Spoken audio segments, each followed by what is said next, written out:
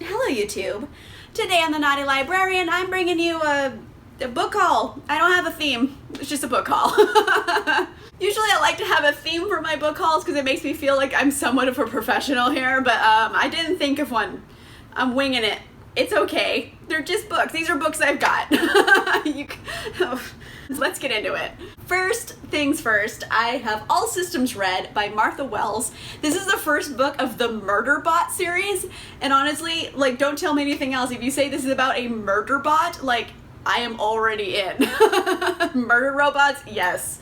Tell me no more. I have been interested in this series for a really long time because I hear so many of my friends talk about Murderbot all the time, and I don't know why I haven't read anything about Murderbot because that seems like something I'd really be into. So I finally just bought it. I'm pretty excited about it. We are following a self-aware robot who has hacked their own governing protocols. So now this is a robot with no governing principles, and refers to themselves as Murderbot. So danger, Will Robinson, this doesn't sound great. And this Murderbot gets put on these scientific missions, and then something goes wrong, and you know, it's up to Murderbot to save the day. I'm really into it.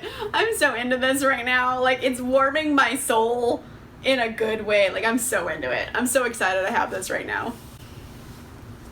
I'm sorry, just leave me alone with my book. I also picked up a copy of An Unkindness of Ghosts by River Solomon. This one I am super pumped about. This is a kind of sci-fi space adventure reimagining of the antebellum South. And in case you do not know what that is, the antebellum South is the period in the South leading up to the Civil War. So not a great time in our history. However, this is in space on a spaceship, and they have all these like sharecroppers who are really horribly treated and taken advantage of, and the only way they are ever going to throw off the yoke of tyranny is through sowing the seeds of civil war. So it's like a space adventure Civil War story, and I'm like into it.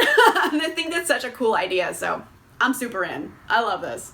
Another book I got by River Solomon is The Deep, and this is a really cool mermaid story, and I'm always looking for mermaid stories, yes. This is kind of a speculative fiction type of story where mermaids essentially had evolved from pregnant slaves that they threw overboard the slave ships and somehow survived and adapted to live under the ocean, and these mermaids are the offspring therefrom, and they kind of have forgotten their really dark past. It's up to one person to remember it, and that is Yetu. And Yetu wants to go full Little Mermaid and go to the surface and like learn more about their past and their people's past.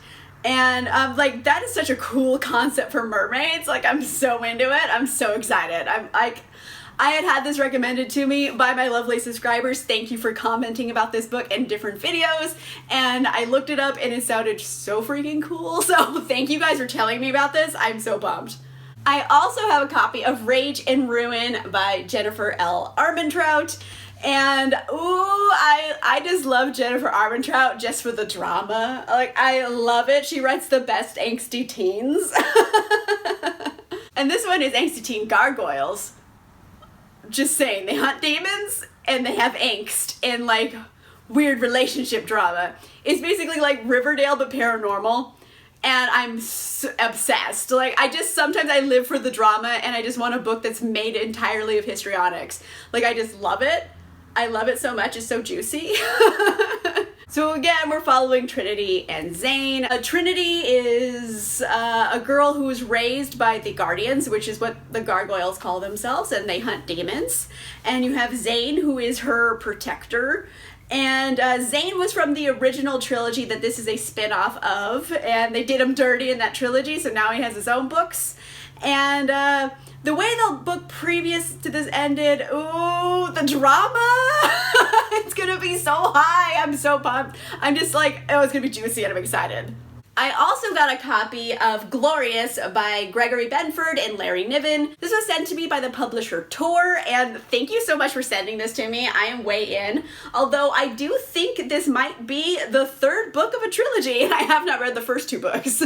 So since I haven't read the first two books, I don't really know what this is about, so I'm just gonna read the blurb. In Glorious, audacious astronauts encounter bizarre, sometimes deadly life forms and strange, exotic cosmic phenomena, including miniature black holes, dense fields of interstellar plasma, powerful gravity emitters, and spectacularly massive space-based alien-built labyrinths. Tasked with exploring this brave, new, highly dangerous world, they must also deal with their personal triumphs and conflicts. Ooh, this sounds like juicy. They have a lot of stuff they're dealing with in space. It's not just like one thing. They're dealing with like a lot of stuff. So, I don't know, this seems really cool. It's the Bowl of Heaven series, and there was two books before this, Bowl of Heaven and Shipstar, and this is the conclusion, Glorious. Let me know in comments down below if you've read these books, and if so, what were they like? Are they something you think I would like? Because I have the third book of the series, I might as well read the first one. But again, thank you so much to Tor for sending this to me. It's really pretty. It's like a glorious looking book. I also got a copy of One to Watch by Kate Stayman-London, and ooh, this sounded so good. It is a rom-com featuring a plus-sized heroine, and I'm into it. We're following Bee, who is a plus-sized blogger and very successful with that, and one of her favorite shows is called Main Squeeze, which essentially is kind of like The Bachelor, Bachelorette type of show. However, the only downside to that show is its lack of body diversity, and some things come to other things, and Bee is offered to be like the Bachelorette of the show, and she's like, heck yeah, I'm gonna do it. Let these dudes vie for my affections, but I'm not gonna fall in love. You know, famous last words. So of course she goes on the show, and I'm assuming she's also going to fall in love on the show. But oh man, I was so excited for this one. Like, yes, have a big girl on the cover. Have a big girl be like the romantic lead. You never see that in books, and it should happen. I am into it. I'm all for body positivity, and I think this book was just like perfect. I'm so glad it exists, and I'm so glad I own it, and I'm going to read it eventually. I also picked up Home Before Dark by Riley Sager. This is my second Riley Sager book, and I have read neither of them because I'm a monster, but I think it looks really, really good, and I want to read them. This is a ghost story, and you guys know how I feel about ghost shows, so I'm way into this. We're following Maggie, who, as a little girl, her family moved into this house, and they stayed there for 20 days before they ran away in the dead of night because they were horrified of the ghosts. And her dad wrote a book about it, and now it's kind of a cultural phenomenon rivaling the Amityville horror type of situation. So it's kind of like that. And now we're in the present day. Maggie's all grown up, and she inherits the house. So she goes to start cleaning it up and getting ready for sale because she didn't believe in ghosts. But I bet there's gonna be some ghosts, and I'm really into it. I'm so into it. I love ghost hunting shows. So like when I find a good ghost hunting book, I'm like, yes, give it to me.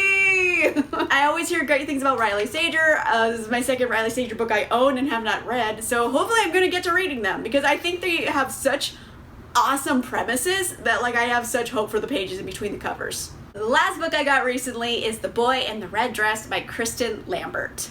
And I got this book for several reasons. One being the setting, 1929 New Orleans in the French Quarter. And I'm like, anything in New Orleans is already a little bit cooler because it's like my favorite place. So I'm like, okay, in already. Gilded Age, New Orleans, done.